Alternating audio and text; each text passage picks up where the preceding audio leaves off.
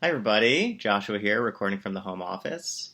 I wanted to share some thoughts on the Parsha that were occasioned by our beginning to meet again in person and as things start to reopen up here in the city. This Devar Torah is entitled, Oh, How Good. There has been a stirring in the air here in Toronto as more and more people get their inoculations, and we start to see the breaking of the dawn of this long, dark night through which we've trudged.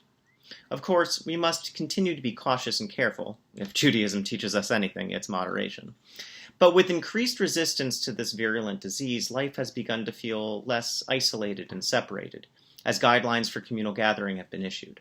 There's been excitement, even a champing at the bit, that have been thrilled to sense in our community here at Beth Lida, to reactivate our special shul, to bring it rip-roarin' back to life. So I wanted to dwell on our Torah's most famous encomium of the Synagogue, which I felt so blessed to have the opportunity to say once more, now that we have begun meeting for tefillot again, the prayer we say when we enter a synagogue, Mah Tovu. Famously, these words of blessing are one example of the morally ambiguous prophet wizard Balaam being hoisted upon his own petard, compelled by the word of God.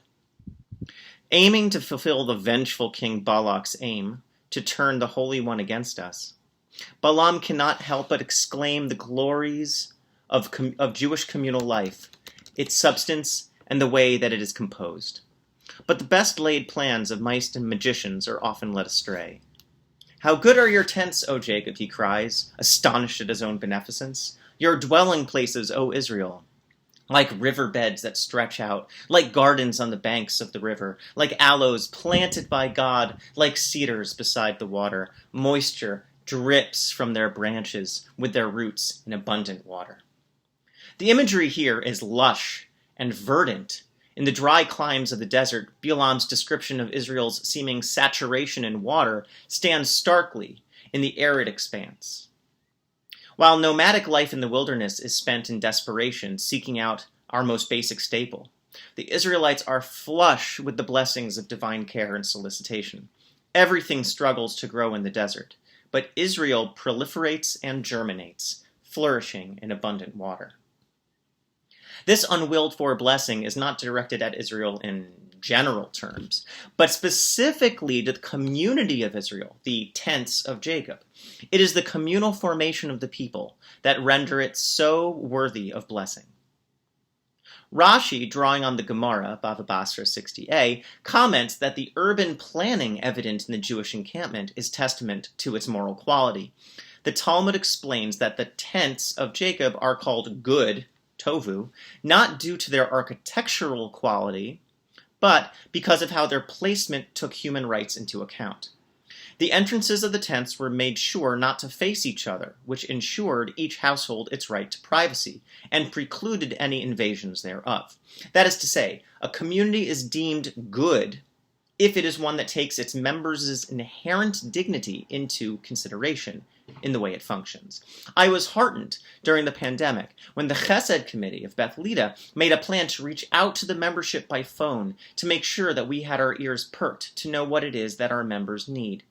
As we reopen, we must continue to ask, how can we continue to create a community that is inclusive and welcoming to those who join? Whether seasoned veterans or new additions or visitors, how can we ensure that everyone's dignity is honored?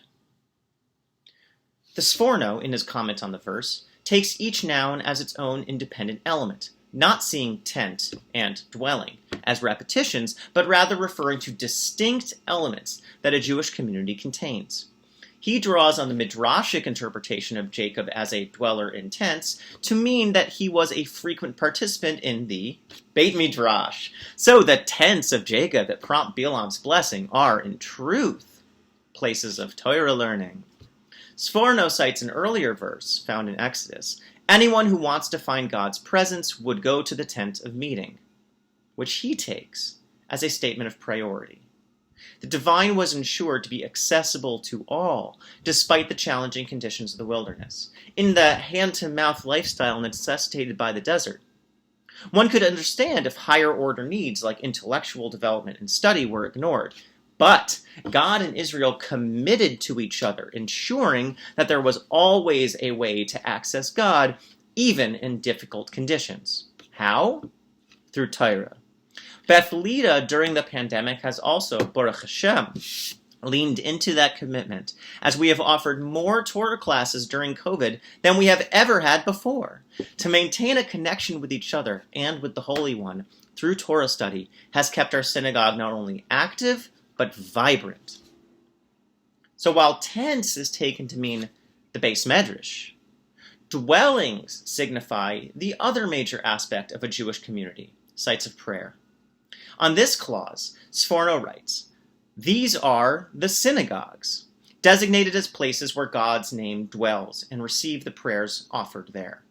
There is something special about gathering as a community for prayer, as the rabbis describe such an ingathering as one that invokes the divine presence. In the abundance of the community is the glory of the king. B'roiv am hadras melech." It has been a challenge not to be able to meet together in person during this time of separation and caution, but we have found other ways to activate our community in the meanwhile, through online services offered before and after Shabbat, as well as special occasions such as Purim, Lag BaOmer, and Tu B'Shvat, in which we have innovated and offered exciting and engaging Jewish experiences for all able to join via Zoom. And when the weather allowed, we have committed to and cared for each other by meeting in the safest way possible in our beautiful backyard to ensure the health and well-being of all who join. It has not always been easy, bearing through the heat and humidity, the ambient noise, and pesky bugs. But we have exhibited immense resilience and commitment to each other and to this special synagogue. As we anticipate returning indoors, Kenahora, we are so excited to see more and more of you returning to our beautiful space. Now is the time for us all to dig back in and to ask ourselves, how can I recommit to this community? How can I give to this shul what only I can give? Can I commit to coming to services more frequently? Is there a gift that is personal to me that will help enhance this lovely shul? A synagogue is nothing more and nothing less than the people it comprises. So as he concludes his comments, Sforno notes that the phrasing of this verse is a bit curious. It says Mah Tovu in the plural, and that's a weird form of the word tov. We don't really see that a lot. What are its goods? Because community does not only benefit those who participate in it, but he says that extra u, that pluralizing, it shows that it also brings goodness to the whole polity. That is, the goodness of a synagogue is not restrained to what it provides for its members, but rather it participates in and betters the place in which it is located. This is a different model of community than one often discussed, in which we speak about the benefits of membership. It's not just Jewish community. All institutions run the risk of myopia and inwardness.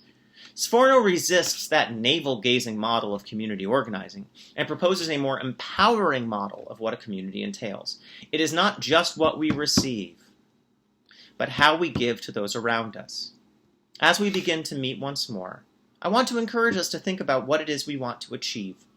How can we marshal the immense skills, talents, and abilities in our community and turn them towards a tangible, beneficial result? How can we not only be good, but radiate goodness to those around us? How can we make the shul a place we not only enjoy, but are proud of?